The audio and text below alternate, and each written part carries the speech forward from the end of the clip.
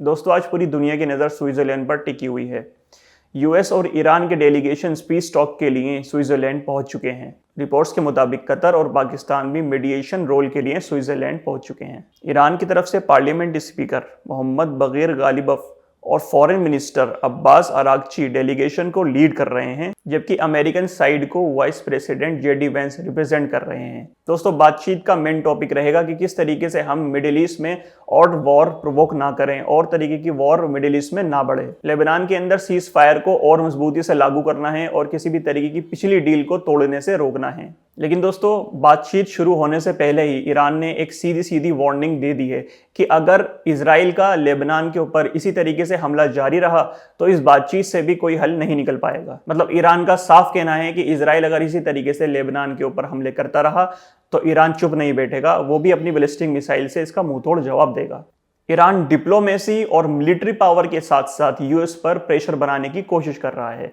ये बात हमें बिल्कुल भूलनी नहीं चाहिए कि किस तरीके से बार बार इजराइल के द्वारा सीज फायर का उल्लंघन करा जा रहा है लेबनान के ऊपर। और पीस टॉक के अंदर सबसे पहली बात यही थी कि इजराइल को किसी भी तरीके से पूरी कंप्लीटली लेबनान के ऊपर सीज फायर करना होगा। जैसे कि दोस्तों मैंने आपको पिछली वीडियो में बताया था कि किस तरीके से इजराइल ने लेबनान पर हमले करे। ये मुद्दा बहुत ज्यादा अहम रहेगा यूएस और ईरान की बातचीत के अंदर। इसी बीच दोस्तों ईरान ने फिर से स्ट्रेट ऑफ हॉर्मोज को बंद कर दिया है। ईरान का कहना है कि जिस तरीके से इजराइल ने लेबनान के ऊपर सैटरडे मॉर्निंग को हमला करा था, उसको देखते हुए ईरान ने स्ट्रेट ऑफ हॉर्मोज फिर से बंद कर दिया है। दूसरी तरफ यूएस का कहना है कि स्ट्रेट ऑफ हॉर्मोज अभी भी खुला है और अभी भी वहां से शिप्स वगैरह गुजर रहे हैं। एक और खबर निकल कर आ रही है दोस्तों कि लेबनान के अंदर जो इजराइल ने इलीगल ऑक्यूपेशन कर रखा है वहां पर उसे बड़ी मुंह की खानी पड़ रही है। हिजबुल्लाह ने जो लेटेस्ट अटैक करा है इजराइल के ऊपर, उसमें इजराइल के 6 सोल्जर मारे गए हैं और 20 सोल्जर घायल हैं। साउथर्न लेबनान के अंदर दोनों तरफ से हमले अभी भी जारी हैं। मिलिट्री एक्सपर्ट्स की माने तो अगर स्विट्जरलैंड की टॉक्स किसी भी तरीके से फेल होती हैं तो सबसे ज़्यादा असर दोस्तों लेबनान पर पड़ने वाला है। लेबनान फिर से एक बार जंग की आग में धकेल दिया जाएगा। लेबनान अपनी साइड से तो कुछ भी नहीं ट्राई कर रहा है। लेबनान के अंदर हिजबुल्लाह मौजूद है। हिजबुल्लाह से इजराइल सख्त नफरत करता है और किसी भी तरीके से लेबनान को कब्जाना चाहता है। हिजबुल्लाह की आड़ में इजराइल ने अभी तक 200 से ज़्यादा एयर स्ट्राइक्स लेबनान के ऊपर फायर करी हैं। इसमें तकरीबन 4000 लोगों की मौत हुई है और 12000 लोग घायल हैं। मैंने आपको कल वीडियो में बताया था कि किस तरीके से जेडी वेंस और ट्रंप का सीधा सीधा स्टेटमेंट इजराइल के खिलाफ जाता आ रहा है। वहीं यूरोप के अंदर यूक्रेन ने फिर एक बार अटैक स्टार्ट कर दिए हैं रशिया के ऊपर। यूक्रेन ने रशिया के फ्यूल इंफ्रास्ट्रक्चर और क्रीमा से जुड़े लॉजिस्टिक टारगेट्स पर बहुत अटैक करे। रिपोर्ट के मुताबिक क्रीमा और रशिया कंट्रोल्ड एरिया में फ्यूल फैसिलिटी को टारगेट किया गया है।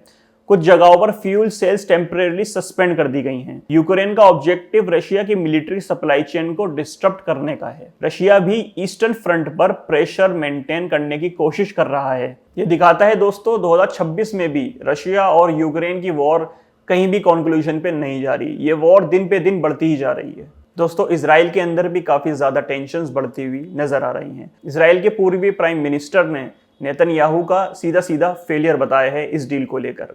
उनका कहना है कि नेतन्याहू को अब अपनी कुर्सी से रिजाइन कर देना चाहिए।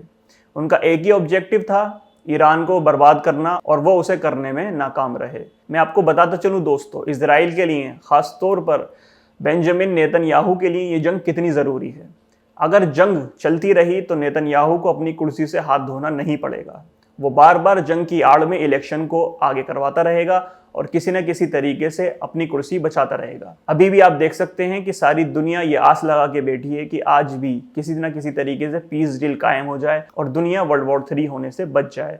मतलब दोनों साइड, दोनों पक्ष, अमेरिका को ले लीजिए या फिर ईरान की साइड से आप बात कर लीजिए, दोनों भी सहमत हैं कि किसी न किसी तरीके से ये डील हो जानी चाहिए। लेकिन इजराइल बार बार बीच में अपनी टांग अड़ा रहा है। दोस्तों इजराइल बार बार लेबनान पर हमले करके ईरान को भड़काना चाहता है। वो नहीं चाहता कि ये पीस डील किसी भी तरीके से कंप्लीट हो।